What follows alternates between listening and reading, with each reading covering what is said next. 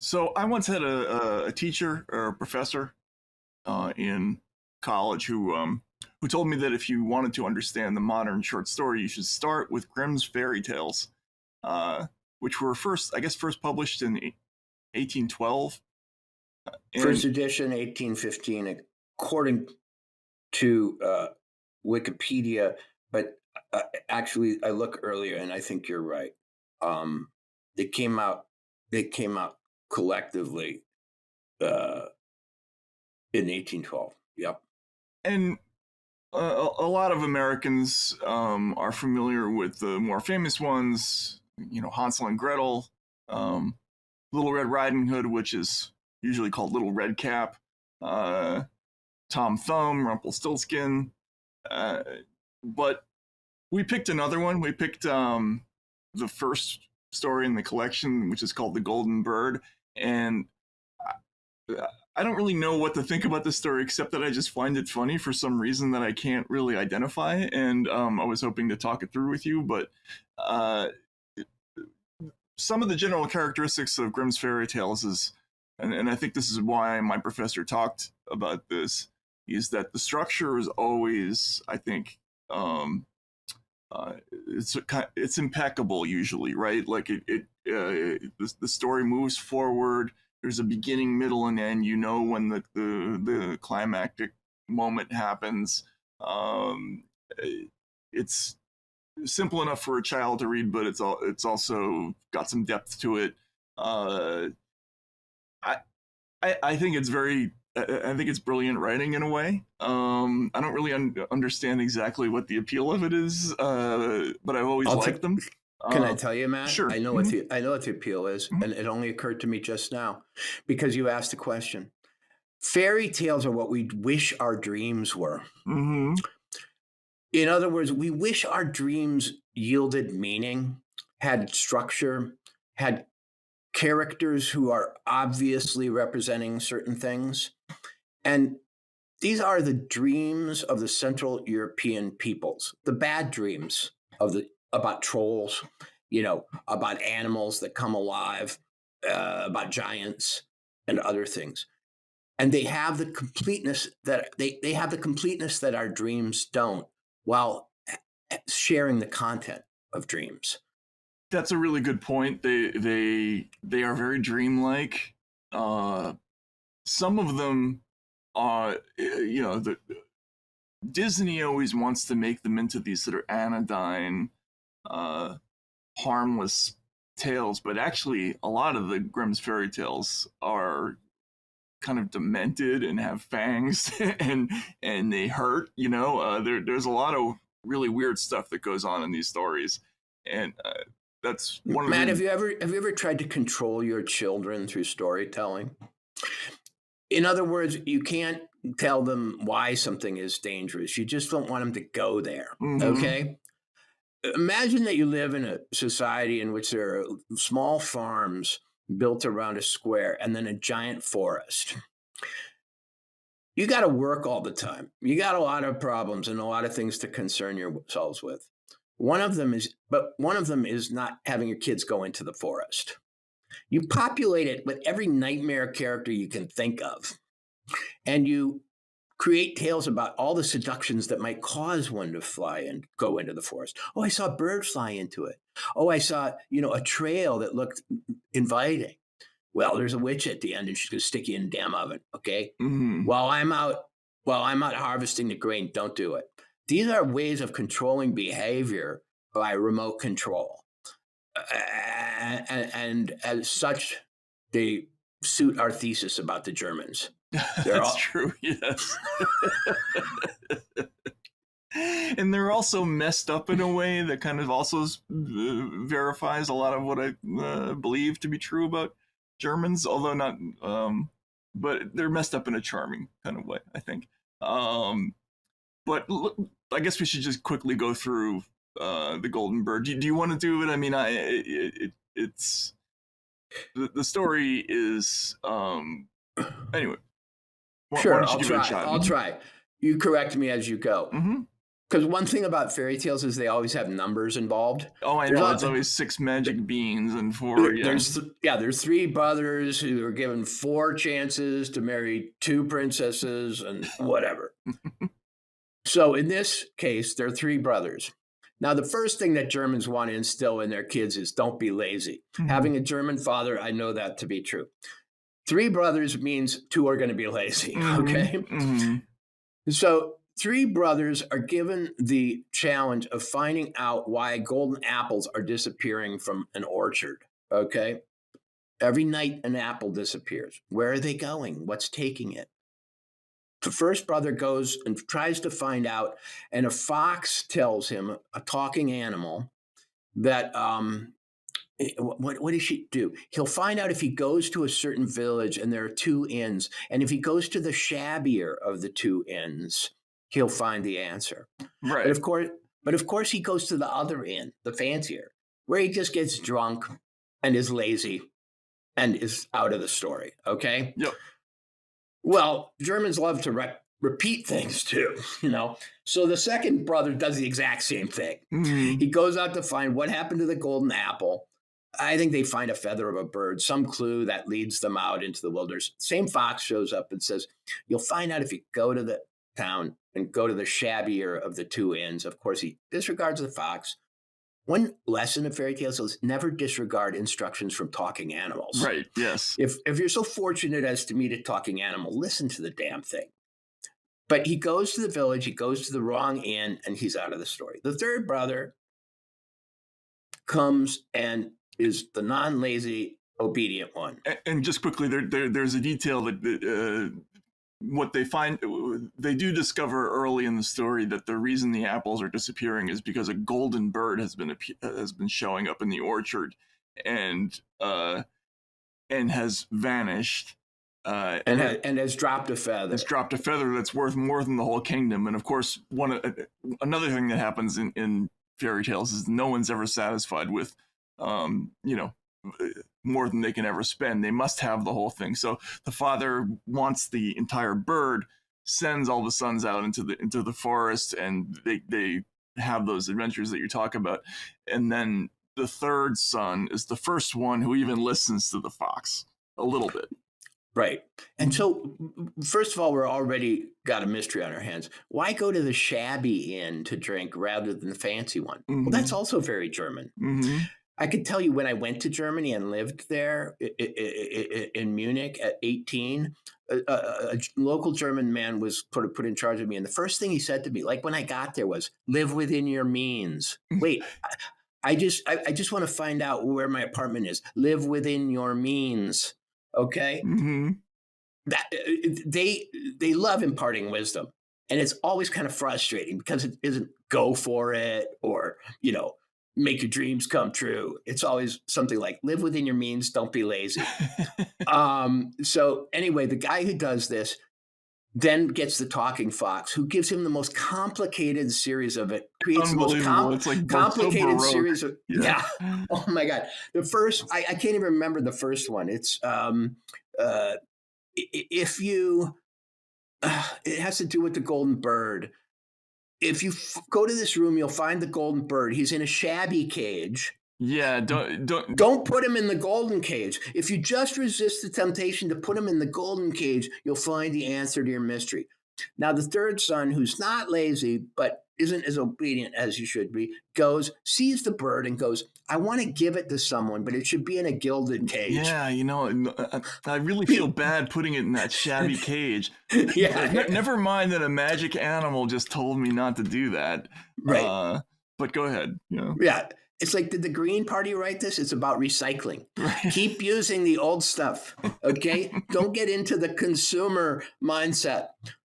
The guy disobeys, and he's frustrated.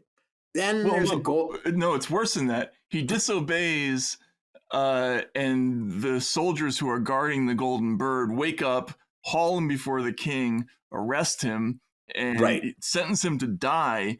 But then the first in what's a series of like conditional escapes takes place. Right. It's sort of like Austin Powers, like, can you initiate the unnecessarily slow execution method. Right. And the king basically says, all right, well, you're going to die unless you can produce this golden horse that exists somewhere. And now he's got to go back out and find this golden horse. And once again, this is already hilarious because you've already been through like 9 of these things at this point. And the fox gives him very strict instructions. Okay, don't mess this up. You must go straight on till you come to a castle where the horse stands in his stall, and by his side will lie a groom fast asleep and snoring. Take the horse away quietly, but be sure to put the old saddle on him, not the golden one that is close by it. Remember, the old saddle. Definitely the old saddle. And then the next thing you read is the idiot's son getting there, seeing all this stuff, and saying, yeah, I should give him the nice saddle, though. Dude, I found out that in German, the name of the hero is the simpleton. Remember those children highlight magazines that used to be in doctor's offices when we were a kid? And they had Goofus and Gallant. Mm-hmm. You know, Goofus fucks everything up. Gallant says, "Thank you, Mrs. Wilson, for the beautiful cookies." You know, Gallant eats all the cookies, leaves the crumbs on the carpet, you know, and then goes in the bathroom and pisses on the toilet seat. That's who the story is about. It's about the Goofus character. So because it takes everybody, especially stupid kids, 3 times to learn their damn lesson, he puts the gilded or the fancy saddle on the horse. He's arrested again. And wakes up the guard. He's arrested again. He goes back, you know, the threat of execution in this kingdom is a very weak. Yeah, it's like all those Hollywood movies where the detective finally finds the culprit. I've looked for you for 2 hours. Now we're going to have a long conversation, so you have a chance to take my gun away. Right, exactly. Yeah. Yeah. Yep. You know, okay, you're back. You evaded execution the first time. Okay, but here there's a crucial funny part here, which is that now they have a chance to introduce women into the story, because the kid's so old. Yeah, well, he's finally interested in women. Right? Yeah, he's grown at the door. It started with a bird, then it went to a horse. Now the next thing is he's been sentenced to die again, but this time he's got to retrieve You're sentenced to die unless you go find a beautiful princess. And now the fox rears into action again. And this is so funny. Why didn't you listen to me? The fox says, if you had, you'd have both the bird and the horse by now, but whatever. Go straight on. By night, you'll get to the castle. At 12 o'clock at night, the princess goes to the bathing house. Go up to her and give her a kiss. And she will let you lead her away. But just don't let her go say goodbye to her mother and father. Once she starts talking, you know, it's all over. And throw her on the damn horse and get out of there. Yes, exactly. Right? Be mission critical about this. And this is the first good life advice that the fox has given. But before he gave just German advice, use the old stuff. Save your money. Alt is good. Alt is gut. Well, but now he gives good advice. Yeah. When you get a princess on your horse, start riding. Don't say goodbye to the parents. Don't let her start planning the wedding. None of that stuff. Yeah, right. Especially if you've got her after the bathing house, man, which suggests you got her in a very sexy moment. Don't go back to the parents and say, "Hey, can I take her away?" Whip your damn horse. But of course, the simpleton Goofus doesn't do that. She pleads to say goodbye to her dad. And he's like, oh God, yeah, okay, why not? What could it hurt? See, if this was a Jewish fairy tale, if this was a Yiddish fairy tale, they go back to the king and the king would go, "Oi, you again."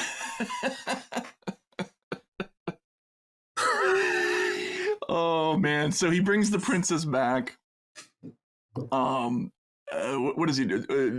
That's right. His next task is that he has to dig a mountain of insurmountable enormitude. He has to remove it from the sight of the king. There's a mountain that's blocking the view out one of the windows of the castle. And the king basically tells him, go remove that hill that blocks my vision. In 7 days. Yeah, if you don't, you're going to die. And the guy is digging, and he barely makes a dent in it for 7, it's about to be too late, and the fox says, all right, forget it, just let me do it. And you wake up the next morning, and the hill's gone. And then the fox comes to him and says, you can, you know what, you can go away, you can get home with everything, with the horse, the bird, the chick, just listen to me. And you're going to be able to get away with everything.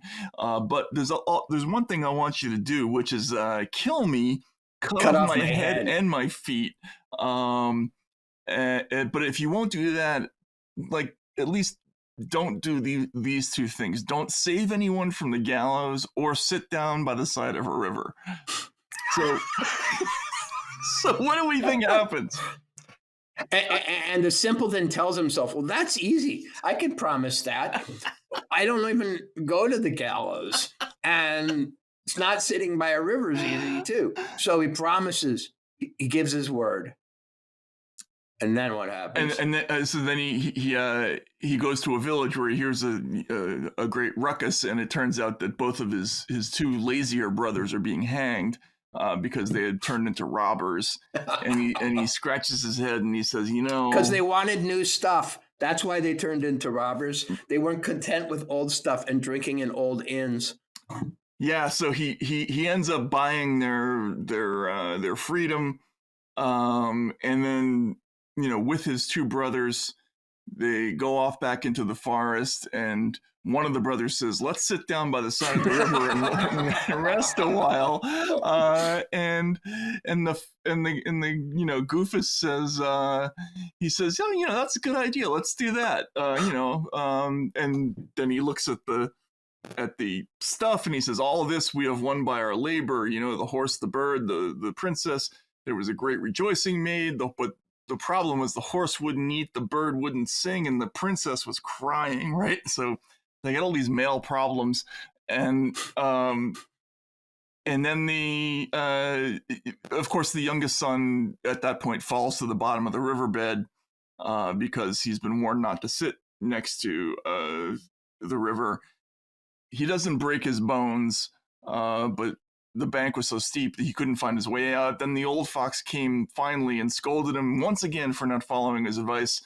And he pulls him out and warns him. He says, your brothers have set watch to kill you if they find you in the kingdom.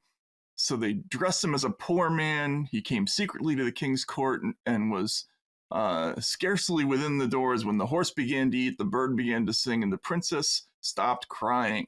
And then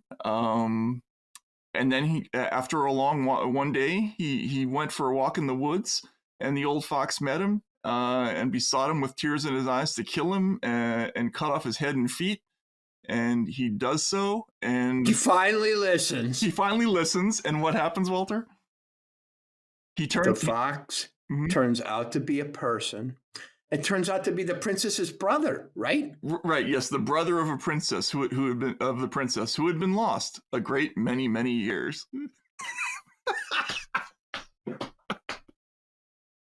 So everybody tells us that fairy tales have morals. You think there's a moral to this thing? There is no moral to this story. There actually is a moral. Live within your means. It's the same thing the first guy told me in Germany when I got off the plane at 18 years old. Because remember, he has to come as a poor man at the end. That's right. He finally learns to live within his damn means, and he gets everything. The princess, the gold, everything. She stopped whining. She said, yeah. Mm-hmm. Doctor, I finally lived within my means. My wife's content. I'm rich. I got a great house. And my brother-in-law is a fucking aristocrat. Right. Who would have known? Who would have known if if I hadn't cut that fox's head off and feet, Right. I wouldn't have had this great brother-in-law that I have now. Look, The first time he listens and the first instruction that he carries out is a beheading. Also very German.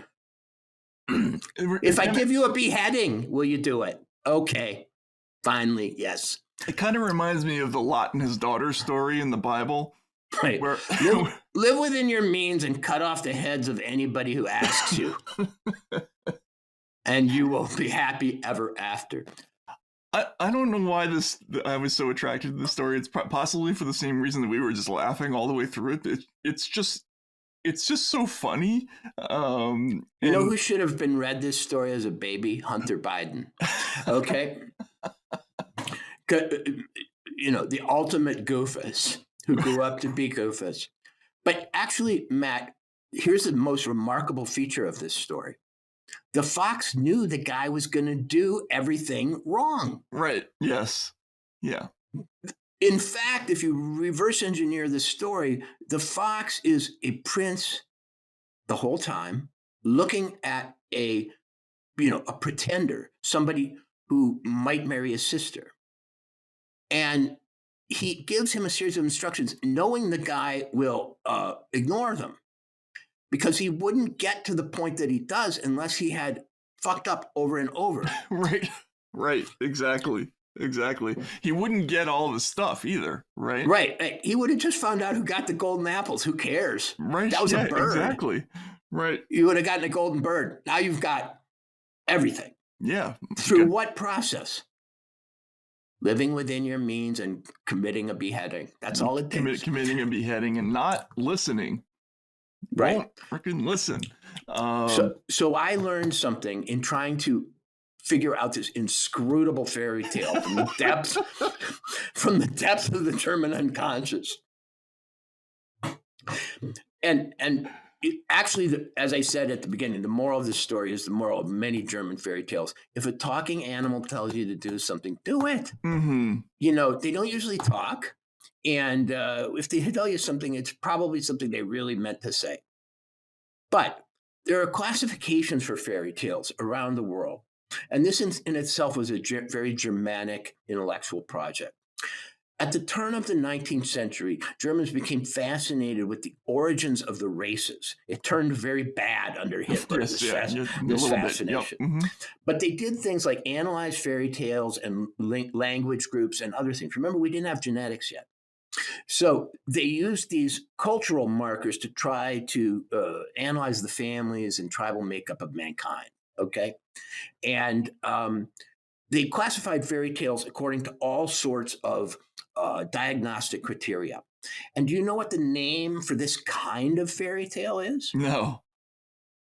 It's an example of the Grateful Dead fairy tale. The Grateful Dead fairy tale, really? Did you ever guess where the name for the Grateful Dead came from? I never knew that was even a thing. It wasn't an LSD trip.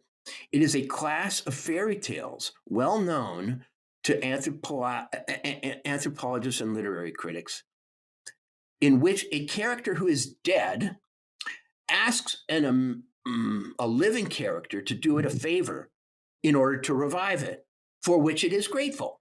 Ah, okay. So the fox is a Grateful Dead person who gives a series of instructions to this simpleton in order to come back to life. See, what the fox is actually after in this story is to be beheaded, because beheading will revive it. In a strange sense, it's a Christ-like allegory of, you have to kill me to resurrect me. And they probably have a Christian basis, some of these stories, but they probably even have a darker and deeper maybe it's intertwined basis with some pagan thing. Yeah. Mm-hmm. Yeah, you can be sure if it's German, Christianity is a ruse. Yeah, exactly.